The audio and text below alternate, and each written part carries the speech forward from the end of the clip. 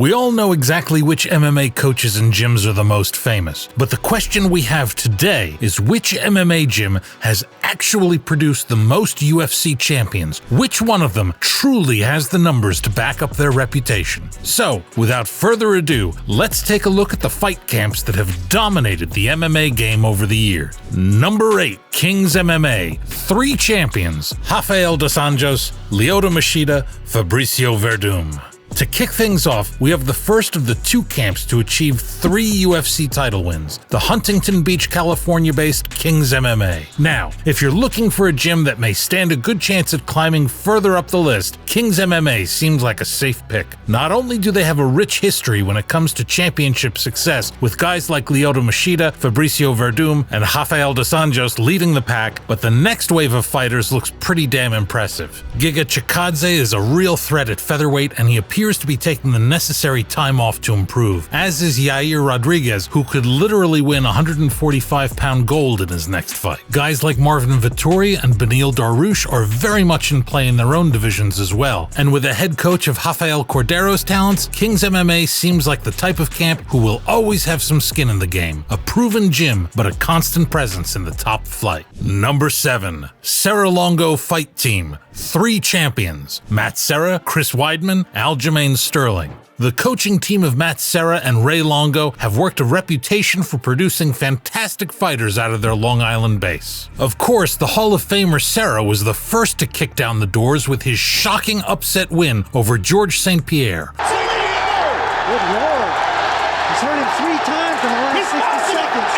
But once this BJJ standout made his transition to coaching, we slowly watched this camp gain momentum. Serra and Ray Longo themselves are 2 of MMA's most enthralling characters, and once Chris Weidman was able to climb through the ranks and earn middleweight gold, it was clear that these 2 were onto a winner. It would take a few more years for Serra Longo to find their 3rd champion, but even though Aljamain Sterling's title victory came under very odd circumstances, he has, of course, legitimized himself to the best of his ability in recent fights. Left and really apply pressure. Right now, we could well see Sterling move up to 145 pounds, especially if his upcoming fight with Henry Cejudo goes as planned. And in his absence, perhaps it will be the latest Serra Longo export Merab Dvalishvili who steps up and becomes champion number 4 for these guys. Number 6, Jackson Wink MMA. 4 champions: John Jones, George St. Pierre, Holly Holm, Rashad Evans. You knew they would make an appearance eventually. The Albuquerque, New Mexico duo of Greg Jackson and Mike Winklejohn have been an unavoidable presence within the fight game for over a decade now. After storming onto the scene on the back of Diego Sanchez's monumental victory in The Ultimate Fighter Season 1, Jackson Wink proved themselves by nurturing Rashad Evans, helping George St. Pierre achieve his own ambitions, before then refining the undeniable raw talent of a young John Jones into perhaps the greatest fighter the sport has ever known. From there, they've worked with the woman who brought the Ronda Rousey era to a crashing halt, Holly Holm.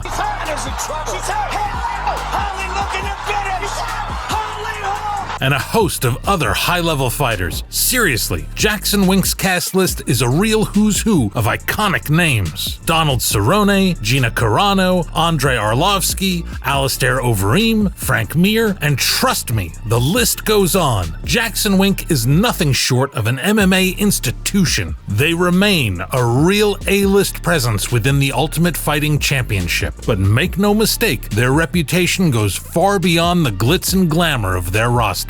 Number 5, Extreme Couture. 4 champions: Randy Couture, Francis Ngannou, Misha Tate, Forrest Griffin. When it comes to Extreme Couture, it's all in the name. The great Randy Couture managed to win UFC gold a record 5 times across 2 different divisions, a truly remarkable feat, especially when you consider that he debuted in MMA at the grand old age of 34. But these days, Extreme Couture is known for much more than the success of its namesake. Randy, alongside his coaching team of Ray Sefo and Eric Nixick, have produced some of the finest MMA talent of the century, ranging from pioneers like Forrest Griffin to modern sensations like Francis Ngannou. They even trained the UFC and Strikeforce queen Miesha Tate, who eventually won UFC gold in the most unlikely of fashions. Extreme Couture's 4 champions are just about as spaced out as you can get, proving this gym's continuing relevance since its doors first opened back in 2006. The results speak for themselves, folks. Number 4, Shootbox. 4 champions: Anderson Silva, Charles Oliveira, Shogun Rua, Chris Cyborg.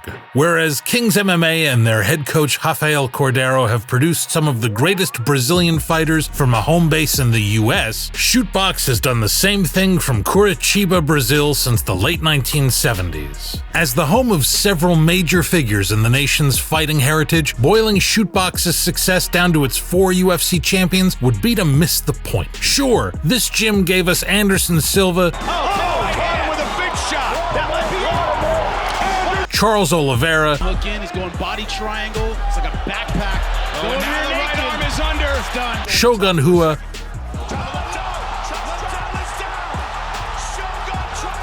and Chris Cyborg, but once you remove a UFC title as a requirement, guys like Vanderlei Silva, Thiago Silva, and Gabriel Gonzaga round out this historically significant roster. The Shootbox guys are known for their intense sparring sessions. In fact, their hard sessions in the gym are the stuff of legend, but when you look at the caliber of winners Shootbox has produced, it certainly makes their approach seem justified. Number 3, Miletich Fighting Systems. 5 champions: Pat Miletich, Matt Hughes, Tim Sylvia, Jens Pulver, Dave Meny. Speaking of intense sparring, though it's no longer an active gym within the sport, during the late 1990s and early 2000s, Pat Miletich's Miletich Fighting Systems gym was a team that truly prided themselves on their hard-nosed attitude to fight preparation. Tales of their wild sparring sessions were the stuff of legend at that point in time, and when you look at some of the biggest names they've produced, early champions like Matt Hughes, Tim Sylvia,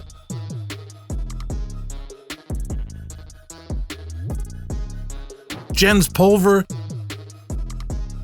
Dave Meny, and Miletich himself,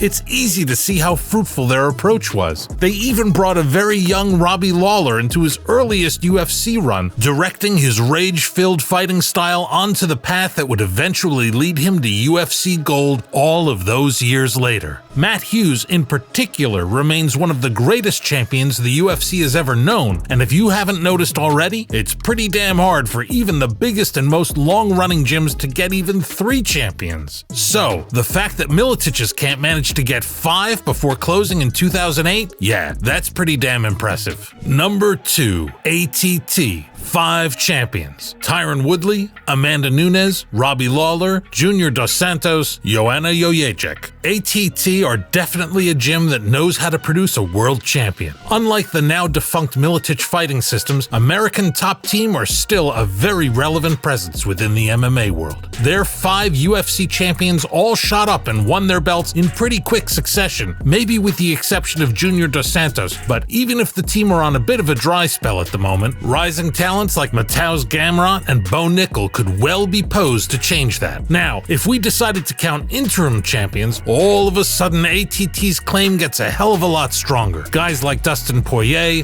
Yoel Romero, and Colby Covington join a host of major champions in other organizations that include Douglas Lima, Kyoji Horiguchi, Yaroslav Amosov, and Kayla Harrison. And while some of those names are indeed older, you never know how the careers of fighters like Harrison, Amosov, or the Bellator middleweight champ Johnny Eblen are going to play out. We know that the UFC are always on the hunt for fresh talent, and by the looks of things, ATT has a lineup that is absolutely full of it. An incredibly deep roster of talent gets ATT into the runner-up spot. Number 1, aka 7 champions: Daniel Cormier, Khabib Nurmagomedov, Islam Makhachev, Luke Rockhold, Cain Velasquez, BJ Penn, Frank Shamrock. In the number 1 spot, it should come as no surprise that we have the American Kickboxing Academy. ever since he won his first UFC belt with Frank Shamrock, Javier Mendez has been widely regarded as one of the finest coaches in the sport, and over the years, we saw a young BJ Penn get his start there, before the next wave of Daniel Cormier, Cain Velasquez, and Luke Rockhold represented AKA proudly at the highest level, with each man earning world champion status in their respective divisions. But it was the influx of major talent from Dagestan that really took this gym to another level. Sure, you could make the argument that Khabib Nurmagomedov and Islam Makhachev were already seasoned fighters by the time they touched down in the US, but for our money, the refinements they made while training with AKA really brought their games to another level. A trailblazing gym with a major talent pool at their disposal that always have a hand in helping the next generation in their own development. But among the current crops of prominent modern gyms, which ones are making the biggest waves? Which ones seem like they're most likely to break into this all-time list? Well, a gym like City Kickboxing are the obvious answer, with two of the biggest names in the sport, Alexander Volkanovski and Israel Adesanya, already having captured UFC gold. It will be interesting to see which new generation CKB fighter will be able to bolster their numbers. Somewhere like Nova União is always going to produce top-tier talent. As one of the premier fight camps in Brazil, they have already secured their legacy through guys like Jose Aldo and Renan Barão. Sanford MMA is just about as safe a bet as you can make for US-based gyms, with guys like Michael Chandler, Kamaru Usman, and Gilbert Burns on their roster. But it's their rising stars that really make the difference. Shavkat Rakhmonov, Rafael Fiziev, Ian Gary. Getting one UFC champion is a lot harder than you might think, and when you consider that the certified greatest gym in the sport has only managed to get a handful, it really puts things into perspective.